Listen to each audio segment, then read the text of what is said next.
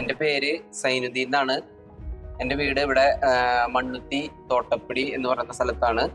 ഞാനിപ്പോൾ ഈ ഷോപ്പിന്റെ ഓണറാണ്. എൻ്റെ ഷോപ്പിന്റെ പേര് സാഹിൽ ഇലക്ട്രിക്കൽസ് എന്നാണ്. 2 വർഷത്തോളമായി എൻ്റെ വീട്ടിൽ സോളാർ സ്ഥാപിച്ചിട്ട്.